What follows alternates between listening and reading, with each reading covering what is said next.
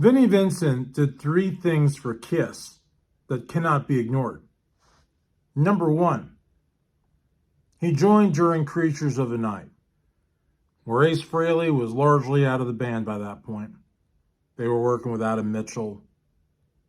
They were working with several session musicians. They had lost their way. Legendary drummer Peter Criss was out of the band, and they were about to lose a second original member.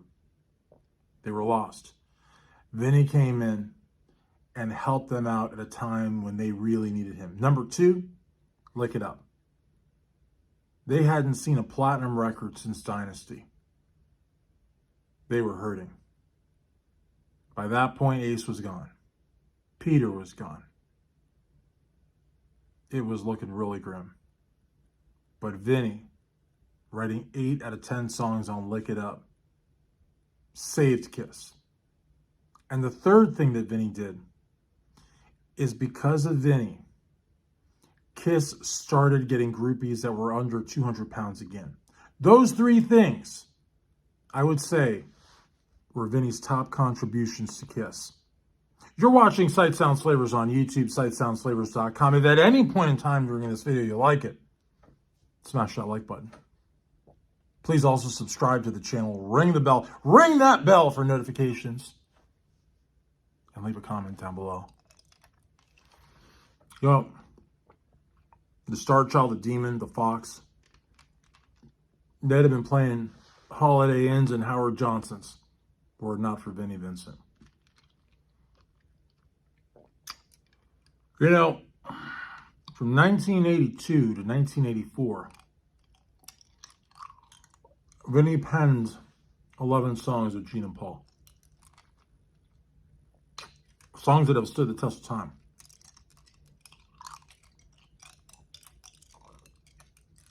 And anthems, rock anthems. And the women went nuts over them. And some guys too, you know, I mean.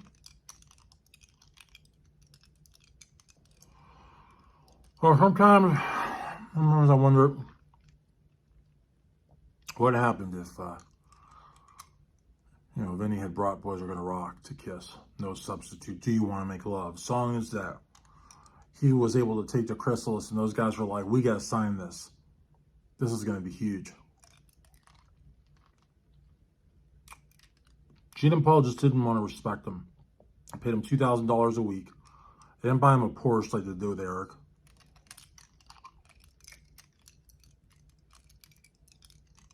Just did him wrong. And I think that they made a massive miscalculation, because look what happened afterwards. They got Mark St. John, you know, a guitar teacher that was largely aloof. May he rest in peace. But Mark St. John had all the makings of a Walmart greeter even before the position existed. I mean, you know, Grover Cleveland or whatever his name was, loved him. He was a great guitar player, great guitar teacher. But he didn't have the makings of being the lead guitar player of Kiss. He just didn't. And they had Bruce Kulick. I mean, that guy, you know, he's a good guy, you know, nice guy, you know. I mean, but how many songs did he write for Kiss? 2?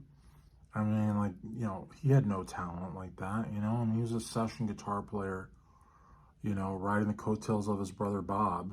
Bob could have been in Kiss. Bob might have been in Kiss. Bob was the one auditioning before Ace Frehley walked in with the 2 multicolored sneakers. They loved Bob. Bob played with Diana Ross. Bob was, you know, the producer of Motorhead, you know. And Bob did everything for his brother Bruce and encouraged Gene and Paul to work with Bruce. So, but Tommy Thayer, come on. Tommy Thayer, Bruce Kulick, Mark St. John. Can't hold a candle to Vinnie Vincent, you know. And but the thing is that the mistake that Gene and Paul made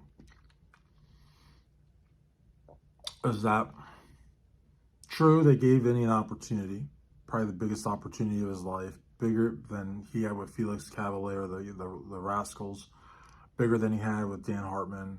You know, he had a really big opportunity to Kiss. But they made the mistake of thinking that Kiss was all he was good for. Look at Bruce Kulick. What's Bruce doing? He's playing with Grand Funk Railroad, playing, you know, swap meets and, you know, horse tracks and, you know, bar mitzvahs and stuff. Who the hell knows what he's playing, you know? Or he's playing like, you know, some guy's baptism or something, you know. They're not selling out arenas. You know, you get a hot dog, some potato chips, and a Grand Funk ticket. You know what I mean? That's what he's doing. Nothing against him. He did Union with John Corabi. They sold 50,000 albums on Hollywood Records. That was a great album. I got that. He plays with Eric Singer Project. You know, they could sell out a VFW hall. But, I mean, I don't know, sell, you know, hundreds of thousands of records. And, well, when Vinnie left, he took the songs he was going to take to Kiss for what was to be Animalized. He took them to a few labels, and Chrysalis was like, we got to sign that guy. And Chrysalis went nuts. First of all, the big hair, the stiletto heels, the flying V guitar, the fishnets. I mean, the image of the Invasion. I mean, the original Invasion, the classic lineup. Robert, Vinnie, Bobby, and the bass player. They were like, what is this? This was before Poison, before Faster Pussycat. You know, this was before Living Color. I mean, this was like, you know, this was 1984 when he first started shopping around. And 85 came around, 86 came around. The world was ready for the Vinnie Vincent Invasion. And when that record came out, that first record, the real Invasion, Robert, Vinnie, Bobby, and that other guy, the bass player guy, that was huge. And that record has gone on to sell over 454,000 units worldwide. Well, actually not worldwide, in the United States.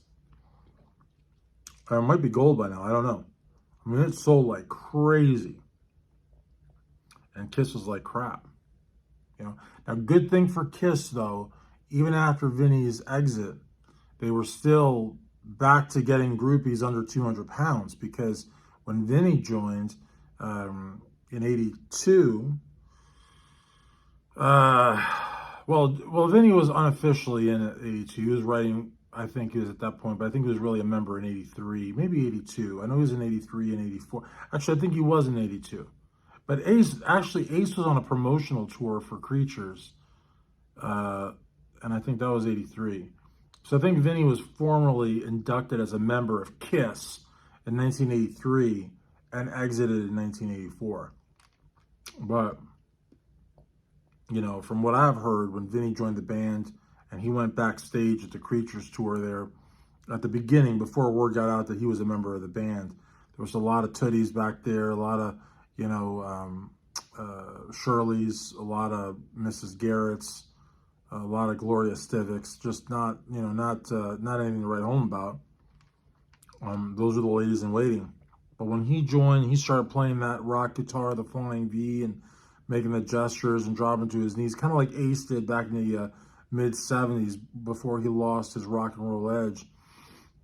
And he got it back for the Comet and Trouble Walking. He was just so, like, done with Kiss by 1982, 83 that he literally just wanted to jump off a cliff. Then he brought that back. And like I said, the under 200-pound hotties, they wanted to go back to Kiss. And, you know, Gene and Paul were ecstatic because, I mean, you know, it's a huge difference between having groupies brought to you, you know, by the dozen, or have one or two, you know, brought to you on a wheelbarrow. You know what I mean? It's a completely different situation. I mean, so, anyways, Vinnie did a lot for Kiss. And what kind of gratitude did they show him? Nothing. They didn't show him any gratitude, you know. But hey, that's rock and roll. He went on to join the Invasion, form the Invasion. They sold hundreds of thousands of records afterwards, and and they really helped define the 1980s. When you think about a band that really, truly defined the 1980s, sure, you might throw names like Aerosmith or Guns N' Roses, maybe Motley Crue, but everybody is always going to mention the Vinnie Vincent Invasion.